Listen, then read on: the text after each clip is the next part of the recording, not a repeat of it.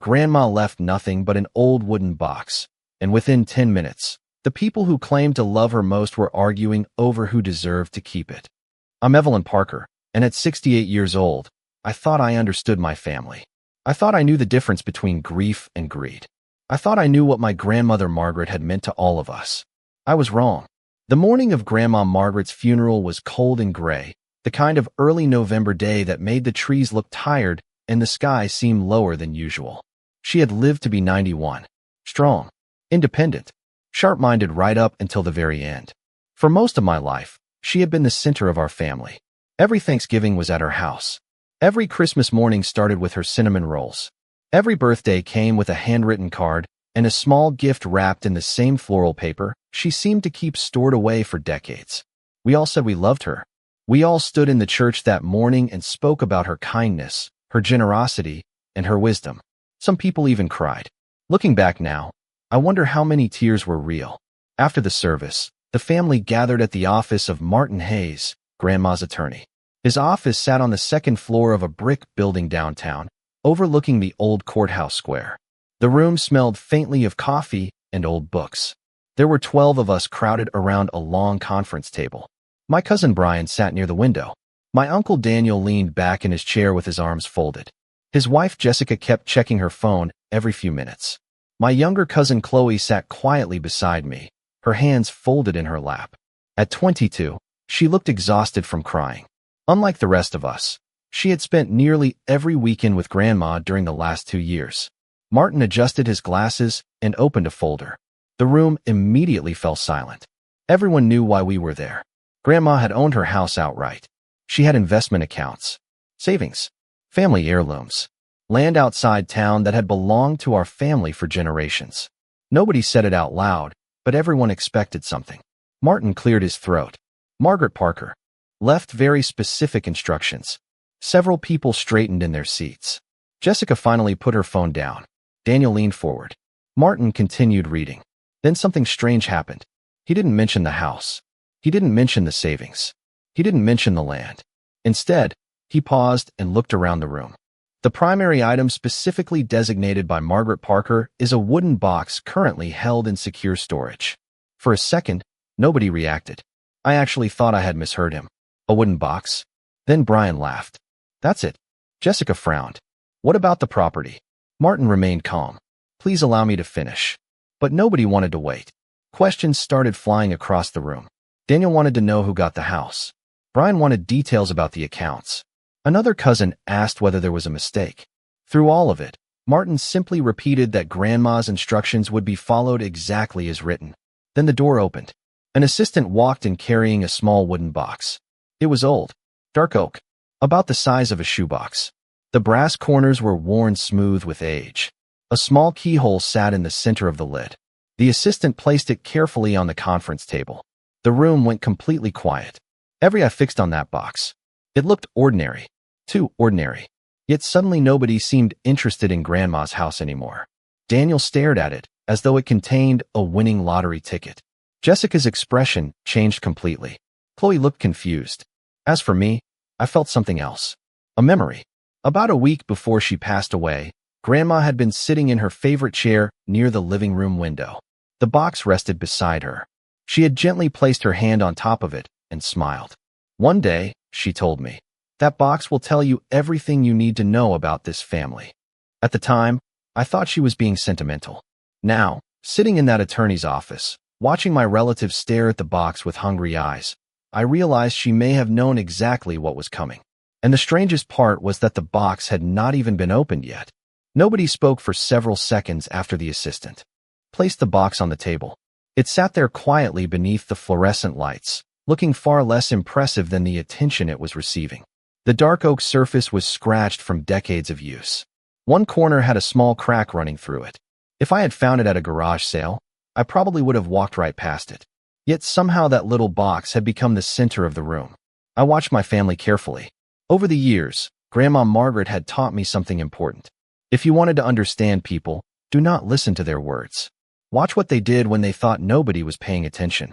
Daniel's eyes never left the box. Jessica leaned forward slightly, her fingers tapping against the conference table. Brian stopped making jokes altogether. Even relatives who had barely visited Grandma during her final years suddenly seemed deeply interested in her last possession. Martin Hayes remained calm. He folded his hands and waited for the room to settle down. Eventually, the questions faded. The silence that followed felt different from grief.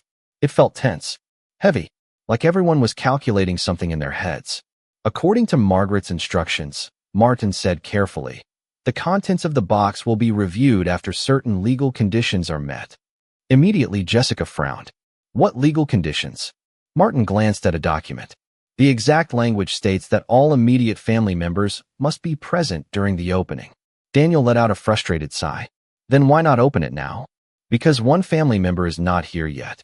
That announcement triggered another wave of irritation around the table. Several people checked their watches. Others muttered quietly. I found myself looking toward Chloe. She sat perfectly still beside me. Unlike everyone else, she did not seem interested in what might be inside the box. Her eyes looked red from crying. She had lost more than a grandmother. She had lost her closest friend. During the last 2 years, while most of the family stayed busy with work, vacations, and social events, Chloe had been the one driving Grandma to doctor appointments, helping with groceries, and spending long afternoons listening to old family stories. I remembered walking into Grandma's kitchen one Sunday afternoon and finding the two of them sitting together at the table, laughing over a photo album. Neither had noticed me standing there. It was one of the happiest memories I had from recent years. Do you know who is missing? Chloe quietly asked. Martin nodded. Yes, they are on the way. Nobody seemed satisfied with that answer. Daniel stood up and walked toward the window overlooking the courthouse square. Jessica followed him a few seconds later. They spoke in low voices near the glass. I could not hear every word, but I caught enough. There has to be something valuable in there, Jessica whispered. Daniel glanced around before answering. She would not have gone through all this trouble otherwise. Jessica crossed her arms. Exactly. Their conversation lasted only a minute, but it told me everything I needed to know. They were not thinking about Grandma. They were thinking about what she might have hidden. My stomach tightened. The more I watched, the more uncomfortable I became. Less than 3 hours earlier, we had been standing in church talking about family, love, and legacy. Now people were treating Grandma's final gift like a treasure hunt. The shift felt almost immediate, as though all the kind words spoken during the service had evaporated the moment money entered the conversation. I looked back at the wooden box. Suddenly, another memory surfaced. About 6 months before her passing, Grandma had asked me to help clean out a hallway closet. While sorting through old blankets and decorations, I noticed the box sitting on a high shelf. I remember asking her why she kept it locked. She smiled without answering directly. Some things are worth more when people do not understand them, she said. At the time, I assumed she was talking about family history or sentimental keepsakes. Now I was not so sure. Martin checked his watch again. They should be arriving shortly. Nobody responded. The room had become strangely quiet. The box remained untouched in the center of the table, waiting. And for the first time, I began to suspect that whatever was inside was not nearly as important as what the box itself was already revealing about the people sitting around it. The sound of footsteps in the hallway finally broke the silence. Every head turned toward the office door. A moment later it opened, and a woman stepped inside carrying a leather portfolio against her chest. I recognized her immediately. It was Rebecca Collins, my grandmother's longtime financial advisor. She had worked with Grandma for nearly 20 years. Rebecca was in her early 50s, professional and composed, with the same calm expression she always seemed to wear. What surprised me was the reaction around the room. Several relatives looked confused. Others appeared annoyed. Daniel exchanged a quick glance with Jessica. Rebecca apologized for the delay and took a seat beside Martin Hayes. Now that everyone required by Margaret's instructions is present, we may continue, Martin said. Rebecca nodded but said nothing. The atmosphere shifted almost immediately. Whatever people had imagined about the contents of the box, the presence of both the attorney and the financial advisor seemed to confirm their suspicions that something important was involved. Martin reached for a small envelope that had been resting beneath the box. I had not noticed it before. The envelope was yellowed with age and sealed with a dark red sticker. Across the front, written in my grandmother's familiar handwriting, were 4 simple words. Open first. Nobody moved. Martin carefully broke the seal and removed a folded letter. The The room became so quiet that I could hear the hum of the air conditioning system overhead. He unfolded the paper and began reading. To my family, if you are hearing this letter, then I am no longer with you. First, I hope you are remembering me with kindness. Second, I hope you are being honest with yourselves. Martin paused briefly before continuing. Everything you need to understand is already in this room. The box is not a reward. It is not a prize. It is a mirror. Several people exchanged puzzled looks. Martin kept reading. Before the box is opened, I ask each of you one question. Why do you want what is inside? A nervous laugh came from somewhere near the end of the table. Nobody joined in. The question seemed simple, but it landed heavily. I found myself looking around the room. Nobody volunteered an answer. Not Daniel. Not Jessica. Not Brian. The silence stretched for several uncomfortable seconds. Then Jessica finally spoke. I think she would want her possessions to stay in the family. It sounded rehearsed. Daniel quickly nodded in agreement. Rebecca made a note on a legal pad, but offered no comment. Martin continued reading. Some of you will answer with your words. Others will answer with your actions. I have spent many years observing both. A strange feeling settled in my chest. Suddenly, I remembered another conversation with Grandma. It had happened about 3 years earlier on her back porch during a summer evening. We had been watching the sunset while she watered her flower pots. Without warning, she asked me a question. Evelyn, if people suddenly believed I was poor, how many would still visit? At the time I laughed and told her she was being dramatic. She smiled but never answered. Looking back now, I realized she had not been joking. She had been studying something, testing something. Martin finished the final paragraph of the letter. The first person to truly understand the purpose of this box will understand the purpose of my entire estate. The room erupted with questions almost immediately. Estate. That single word changed everything. Until then, people had been focused on the box itself. Now everyone was wondering what connection it had to everything else Grandma owned. Rebecca quietly closed her portfolio and folded her hands. Martin placed the letter on the table, and as I looked around the room, I noticed something that sent a chill through me. Nobody seemed interested in Grandma's final message. Nobody was talking about her memories, her life, or the lessons she had tried to leave behind. They were only talking about what they thought might still be waiting for them at the end of this strange game she had designed. For the next several minutes, the room felt less like a family gathering and more like a business negotiation. Questions came from every direction. People wanted timelines, procedures, explanations. They wanted certainty. What they did not want was patience. Martin Hayes remained calm throughout it all. He answered only what he was required to answer and ignored attempts to push beyond the instructions left behind by my grandmother. Rebecca Collins sat quietly beside him, observing everyone with the same careful attention that I remembered from years ago. It struck me that neither of them seemed surprised by the tension filling the room, almost as if they had expected this exact reaction. Daniel finally leaned forward and folded his hands on the table. If there is something else connected to the estate, we should know now. Martin shook his head. Margaret's instructions were very clear. Jessica forced a smile that did not reach her eyes. Surely there is no harm in giving the family a little guidance. Again, Martin refused. Everything will happen in the order she requested. Across the room, Brian rolled his eyes dramatically. This feels like one of those mystery movies. Several people laughed. Chloe did not. Neither did I. Because the more I listened, the more I realized something important. Nobody was talking about Grandma herself anymore. The conversation had shifted entirely toward what she might have left behind. Sitting there, I found myself drifting into memories. I remembered Sunday afternoons at her house when I was a little girl.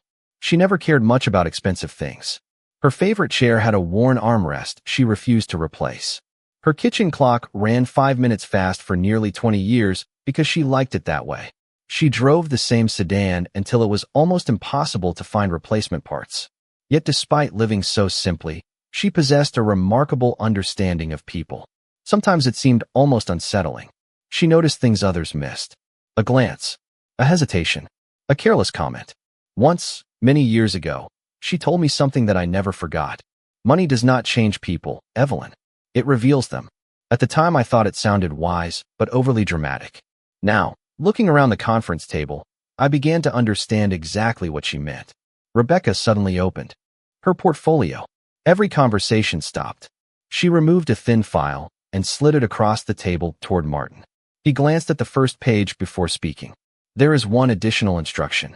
Instantly, every face turned toward him. Even Brian stopped fidgeting. Martin looked directly at the group. Margaret requested that before the box is opened, each family member share a memory of her. The reaction was immediate disappointment. I could almost feel it. Several relatives exchanged irritated looks. One person sighed heavily. Another checked a phone again. The contrast was impossible to ignore. Moments earlier, everyone had been desperate for information. Now they seemed inconvenienced by the requirement to talk about the woman whose funeral they had attended only hours before. Chloe quietly spoke first. She described helping Grandma plant flowers last spring. Her voice trembled slightly as she talked about spending Saturday mornings in the garden together. The story was simple, honest. When she finished, the room grew still. Then Brian shared a brief memory from childhood. After that came another cousin. One by one, people contributed stories, though some seemed rushed and distant. Then it was Daniel's turn. He hesitated longer than anyone else. For a moment, he simply stared at the table. Finally, he mentioned a fishing trip from more than 20 years ago. The story lasted less than 30 seconds. When he finished, Jessica immediately began talking, even though the instruction had only asked for family members. As she spoke, I noticed Rebecca watching her closely. Not judging, not reacting, simply observing. The same way my grandmother used to observe people. And in that moment, a strange thought entered my mind. Maybe the real test had already begun. Maybe it had started the second everyone walked into this room. And maybe every word spoken since then was revealing exactly what Grandma had hoped to uncover. After the memories were shared, an uneasy silence settled over the room. For the first time that afternoon, nobody seemed eager to speak. It was as if my grandmother's presence had briefly returned through the stories we told. Even Martin allowed a few quiet moments to pass before reaching for the box again. The old brass lock reflected the overhead lights. Every eye followed his hand. Then Rebecca cleared her throat softly. "There is one more instruction," she said. A collective groan nearly escaped several relatives before they caught themselves. Rebecca ignored the reaction. She opened another document and began reading. Margaret requested that the contents be examined in stages. She believed understanding required patience. Daniel leaned back in his chair and rubbed his forehead. Jessica stared at the ceiling. Brian muttered something under his breath. I could almost hear Grandma laughing somewhere. Patience had always been her favorite test. Rebecca continued. Before the box is opened, each person present must answer one question privately and honestly. The room immediately became tense again. What question? Daniel asked. Rebecca looked down at the page. What is the one thing you regret most about your relationship with Margaret Parker? Nobody spoke. Not immediately. The question landed differently than the earlier one. The first question had been about desire. This one was about guilt. Suddenly the room felt much smaller. I looked around and saw expressions changing. Eyes lowering. Faces tightening.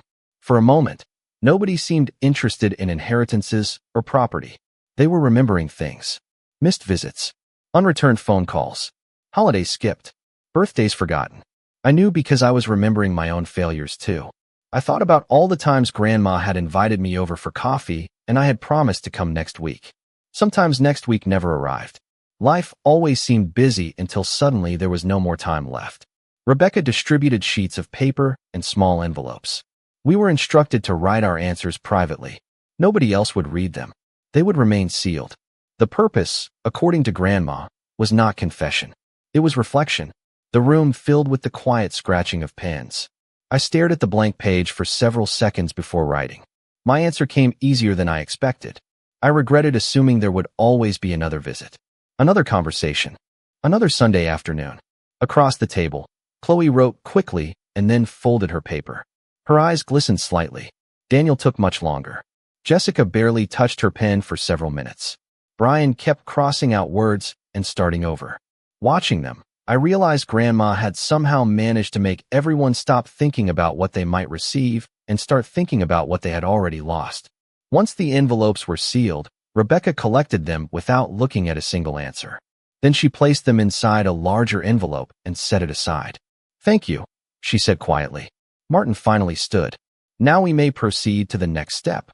The tension instantly returned. Chairs shifted. People sat straighter. The familiar anticipation reappeared. Martin carefully turned the box toward himself. He examined the lock for a moment. Then something unexpected happened. Instead of opening it, he lifted the entire box and rotated it upside down.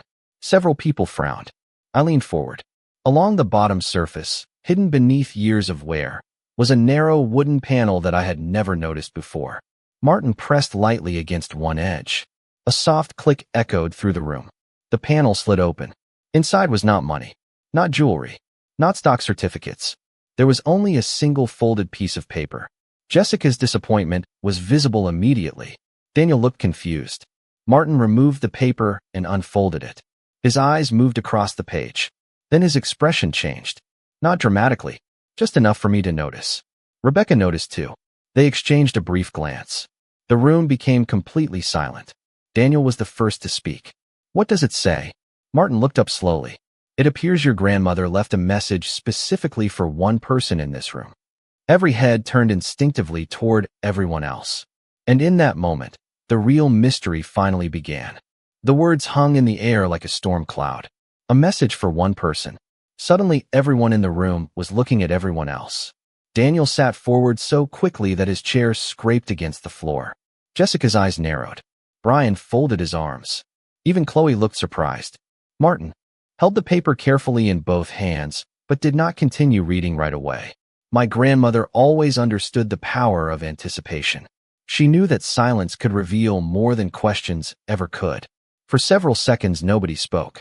Then Daniel broke first. "Who was it for?" Martin glanced down at the page again. Margaret instructed that the recipient's name be read aloud exactly as written. Jessica shifted in her seat. Brian leaned closer. My heart began to beat faster without any clear reason. I did not expect my name. I certainly did not deserve special treatment. If anything, I assumed the message might be for Chloe. She had been the closest to Grandma during her final years. Martin finally spoke. "This message is addressed to Evelyn Parker." For a moment, I thought I had misheard him. The room seemed to tilt slightly. Several faces immediately turned toward me. Daniel looked genuinely surprised. Jessica looked disappointed. Chloe smiled softly. I sat perfectly still. Martin handed me the folded note. "Margaret requested that you read it privately first." My hands trembled slightly as I accepted the paper. The handwriting was unmistakable. Every letter looked exactly as I remembered from birthday cards, holiday notes, and grocery lists she used to leave on her kitchen counter. I unfolded the page carefully. The message was short, much shorter than I expected. "Evelyn, if you are reading this, then you remembered something others forgot. The family will believe the answer is inside this box. It is not. The answer is where we spent our last Sunday together. Trust your memory. Trust Chloe. Do not trust urgency. Love, Grandma." I read the note twice. Then a third time. The words seemed simple, yet they immediately triggered a memory. The last Sunday we spent together. I could picture it clearly. The three of us had shared lunch on her back porch. Chloe had been there too. We talked for hours. We looked through old photographs. We drank iced tea while watching birds gather near the garden. Nothing about that afternoon had seemed unusual at the time. Yet Grandma had clearly considered it important. Daniel was already asking questions. "What does it say?" Others quickly joined in. I looked up from the note. Every face in the room carried the same expression. Curiosity mixed with expectation. They wanted information. They wanted clues. They wanted certainty. For the first time all afternoon, I understood why Grandma had chosen me. She knew I would hesitate before speaking. She knew I would think before reacting. "It is personal," I said quietly. The disappointment around the room was immediate. Jessica forced a polite smile. "Surely if it concerns the family, we should hear it." I folded the note carefully and slipped it into my purse. If Grandma wanted everyone to hear it, she would have written it differently. Rebecca Collins looked down to hide what appeared to be the beginning of a smile. Martin simply nodded. Neither objected. That told me everything I needed to know. Grandma had expected this response too. Then Rebecca opened another file. There is a final instruction connected to this stage. The room groaned again. Rebecca continued anyway. Margaret requested that Evelyn and Chloe visit a specific location before the box is opened further. Chloe looked at me. I looked at her. Neither of us spoke. Because deep down, both of us already knew exactly which Sunday Grandma had been talking about. And for the first time all day, I began to suspect that whatever my family was searching for was nowhere near this conference table. The meeting officially ended 30 minutes later, but nobody seemed willing to leave. Small groups formed around the conference room. Conversations lowered into whispers the moment Chloe or I walked nearby. The change was impossible to miss. Earlier, everyone had been focused on the box. Now they were focused on us. More specifically, they were focused on whatever my grandmother believed we knew. As Chloe and I gathered our coats, Daniel approached. His smile looked forced. "Maybe we should all go together," he suggested. "If there is something Grandma wanted the family to see, it seems fair that everyone should be there." Before I could answer, Rebecca stepped forward. Margaret's instructions were very specific. Daniel's expression tightened immediately. He knew arguing would accomplish nothing. Jessica tried a different approach. "We are all family," she said gently. "Nobody wants misunderstandings." I almost laughed at that. For the last 3 hours, I had watched people argue over an inheritance they had not even seen. The concern was not misunderstanding. The concern was control. Chloe and I left the building just after 4 o'clock. The November air felt colder than before. Clouds drifted across the late afternoon sky, casting long shadows across the courthouse square. For several minutes, neither of us spoke. We simply walked toward my car. Finally, Chloe broke the silence. "You remember it too, do not you?" I nodded. "The last Sunday." She looked relieved. I thought maybe I was imagining things. The memory had become clearer with every passing minute. Grandma had insisted on taking us somewhere that afternoon. At the time, it seemed completely ordinary. Now it felt important, deliberate, almost planned. We drove across town toward the older part of the county where Grandma had lived for more than 40 years. Traffic was light. The radio remained off. Both of us were lost in thought. As familiar streets passed by the windows, more details returned. The lunch on the porch, the photo albums, the stories she shared, then the drive afterward. I suddenly remembered exactly where she had wanted to go. Chloe turned toward me at the same moment. "The church garden," she said. I smiled. That is what I was thinking too. It was a small community church about 15 minutes outside town. Grandma was not particularly religious, but she loved the gardens maintained by volunteers there. Every spring and summer, she spent hours walking the paths between flower beds. On that final Sunday, she had insisted we visit despite the heat. I remember offering to wait until evening. She refused. Some things should not be postponed, she told us. At the time, it sounded like one of her usual pieces of advice. Now the words felt different, more intentional. We arrived just before sunset. The parking lot was nearly empty. Golden lights stretched across the grounds as we walked toward the garden entrance. Everything looked peaceful, quiet, normal. Yet my pulse quickened with every step. Somewhere inside all these memories was the answer Grandma wanted us to find. We followed the same stone pathway we had walked months earlier, past the rose bushes, past the small fountain, toward a wooden bench overlooking the far end of the garden. Then Chloe suddenly stopped. "Evelyn." I looked where she was pointing. Beneath the bench sat a small metal plaque that I had never noticed before. The plaque had been installed recently. The brass surface reflected the fading sunlight. Carefully, we moved closer. Engraved into the metal were 6 simple words. "For Evelyn and Chloe. Follow the map." Neither of us spoke. We simply stared. Then Chloe pointed downward. Taped securely beneath the bench was a folded envelope. Chloe carefully removed the envelope from beneath the bench. The paper looked old, protected inside a clear plastic sleeve against rain and weather. My grandmother had planned this long before any of us realized she was preparing to leave us. For a moment, neither of us moved. The evening air felt cooler now. The last rays of sunlight stretched across the garden paths, turning everything gold. Finally, Chloe handed me the envelope. My name and hers were written on the front in Grandma's familiar handwriting. Seeing those letters nearly brought tears to my eyes. Even now, it felt as though she was still guiding us. I opened the envelope carefully. Inside was a folded map drawn by hand. It was simple but detailed enough to recognize immediately. The map showed several familiar locations around town. Grandma's house, the church garden, the public library, the old train depot museum, and one final location marked with a small star near the edge of town. Tucked beside the map was another note. I unfolded it and began reading aloud. "If you have reached this place, then you chose curiosity over impatience. That matters more than you know. The map will lead you to something valuable, but not in the way others expect. Along the way, pay attention to the people around you. The truth has been revealing itself for years. Chloe stared at the map. What does that mean? I shook my head slowly. I think she wants us to follow it. Exactly. Beneath the message was one final instruction. Visit the locations in order. Do not skip ahead. Suddenly I understood why Grandma had warned me not to trust urgency. Everyone back at the attorney's office wanted immediate answers. Grandma wanted observation, reflection, patience, the very qualities that seemed to be missing from most of the conversations that afternoon. We returned to my car and studied the map again under the interior light. The first stop was obvious. Grandma's house. The same house where she had lived for more than 4 decades. The same house where countless birthdays, holidays, and family dinners had taken place. We arrived just after sunset. The property was dark except for a porch light that had been left on by one of the caretakers.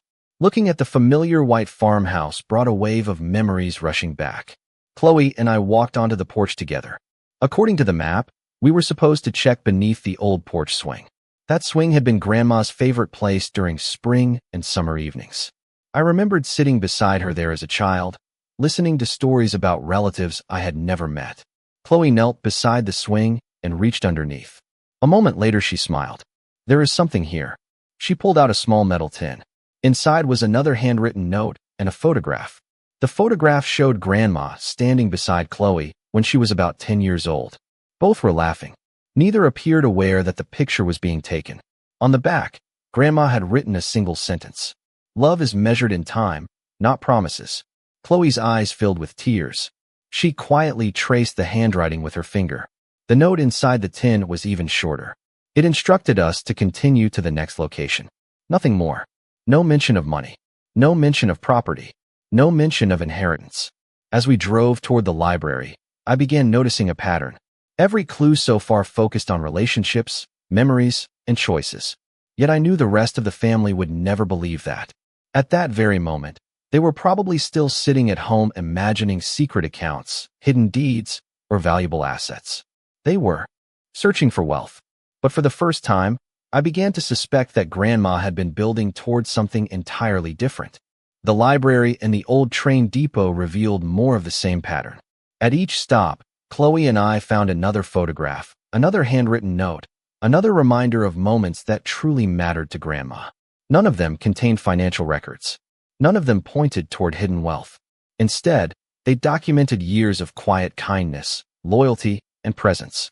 By the time we reached the final location marked with a star on the map, it was nearly 9 o'clock at night.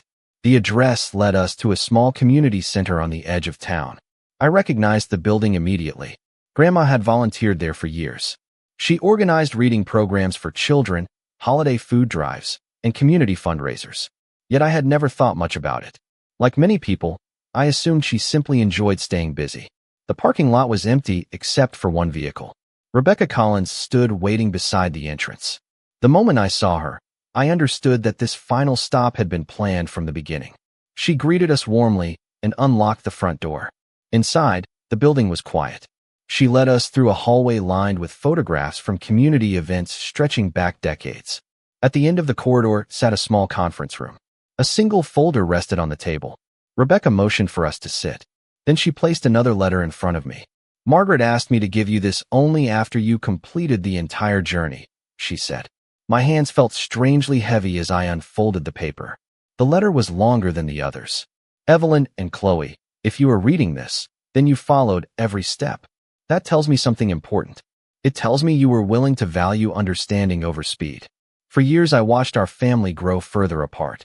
Not because of distance, but because of priorities. Some people visited when they needed something. Others appeared only during holidays. A few forgot that relationships require time. But 2 people never forgot. 2 people continued showing up even when there was nothing to gain. I paused and glanced at Chloe. Tears were already forming in her eyes. I continued reading. The purpose of the box was never to hide money. It was to reveal character. Everyone believed the treasure was locked inside wood and brass. The real treasure was hidden in memories, choices, and actions. Wealth can be inherited. Character cannot. Beneath the letter sat several legal documents. Rebecca opened the folder and carefully arranged them across the table. Margaret established a family trust several years ago, she explained. Most of her assets were transferred into it long before her passing. I felt my pulse quicken. Chloe looked stunned. Rebecca continued. The trust includes the house, the investment accounts, the land, and several additional holdings. The total value was far greater than anyone in the family had imagined. Suddenly, every conversation from the attorney's office came rushing back to me. The arguments, the impatience, the assumptions. Rebecca gently slid the final document toward us. Margaret named Chloe Parker as primary beneficiary. Chloe covered her mouth with both hands. For several seconds, she could not speak. Tears streamed down her cheeks. Me, she whispered. Rebecca nodded. Margaret believed you demonstrated the values she wanted carried forward. Chloe shook her head in disbelief. I never helped her because I expected anything. Rebecca smiled softly. That is exactly why she chose you. I looked down at the final paragraph of Grandma's letter. The handwriting seemed almost alive on the page. If anyone asks why Chloe was chosen, tell them the truth. She inherited my estate for the same reason she inherited my love. She was present. She listened. She cared when nobody was watching. That is the only test that ever mattered. As I folded the letter, I finally understood everything. The box had never contained a fortune. It contained a lesson. And by the end of that long day, the only people who truly received Grandma's inheritance were the ones who had understood her heart all along.